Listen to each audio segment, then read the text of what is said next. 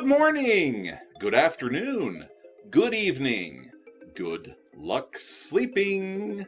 You're watching PNT. I'm your host, just going through the motions. Up front this week, according to NPR and sources online, one California city is under attack from a most unusual source. Victorville, California, which lies some 60 miles to the northeast of Los Angeles, has reportedly been inundated by a swarm of tumbleweeds, enough to bury some homes under two-story piles of the mobile menaces. Tumbleweeds are, in fact, an invasive ground plant known as Russian thistle, first introduced to the United States in 1873 by settlers in South Dakota. Once the plant dies, it becomes unrooted and spreads its seeds as it's blown across the landscape. With some residents even needing to call 911 for help, the problem is no laughing matter and has sparked disagreement between homeowners and city officials over who is exactly responsible for cleaning up the wandering weeds. While tumbleweeds are not uncommon in this area, residents say they have never seen it this bad before. Experts state the cause of the invasion is likely due to an overabundance of weeds this year, coupled with these strong winds the region has recently been experiencing, with gusts topping over 60 miles per hour.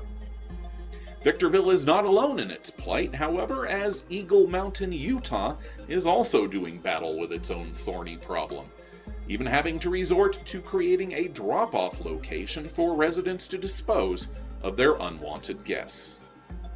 From tumbling tumbleweeds to suspicious spies, our next story takes us to Washington, D.C., where officials have warned of rogue surveillance devices that could be used to control cell phones, listen to calls, or even intercept and read text or email messages.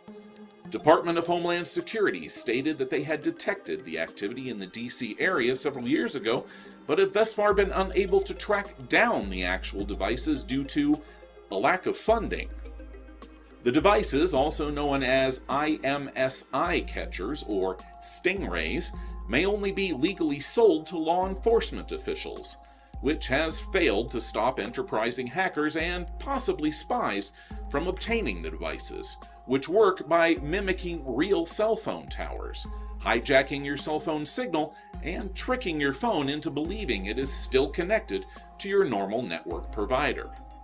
While newer phones using 3G or 4G technology can differentiate between fake and real cell towers, more widespread phones with the older 2G technology are especially vulnerable.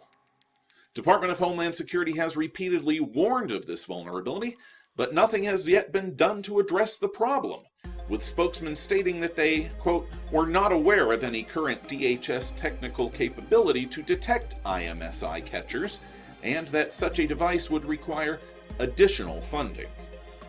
While PNT cannot imagine any reason why the government would fail to provide adequate funding to address this frightening vulnerability, we suggest that perhaps it might be beneficial for Congress to begin using these devices themselves. Since maps, flashlights, and both hands seem to be of little avail, perhaps they could use the stingray to find their brains, which have been apparently lost in the dark chasm that lies between their ass cheeks. For the final part of our weekly roundup of the weird, PNT would like to introduce a new feature: fact or fake. We're going to show you a piece of footage, and have you decide if you think it's a phony, and tell us why.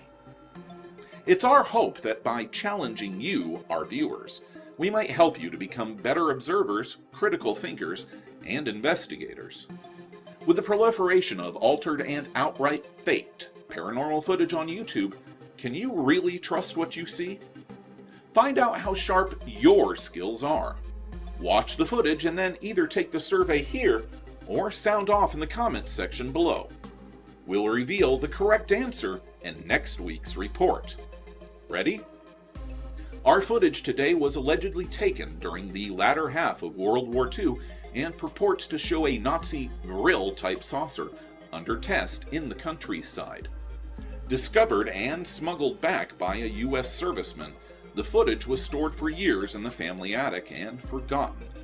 After his passing away, relatives discovered and released the deteriorated footage. Let's have a look.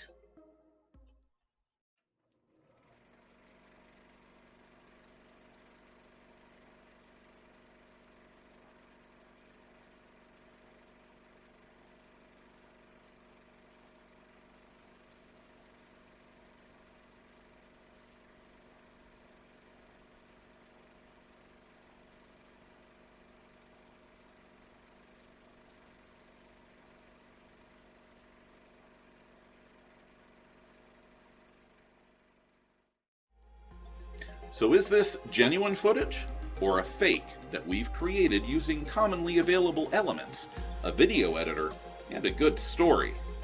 Sound off below with your vote, and tune in next week to see if you're correct. That's it for this time, faithful viewers. Be sure to click like, share, subscribe, and hit the bell icon to be notified when we upload your next portion of the paranormal. I'm your host, reminding you to keep an open mind, because a closed one shuts out the truth.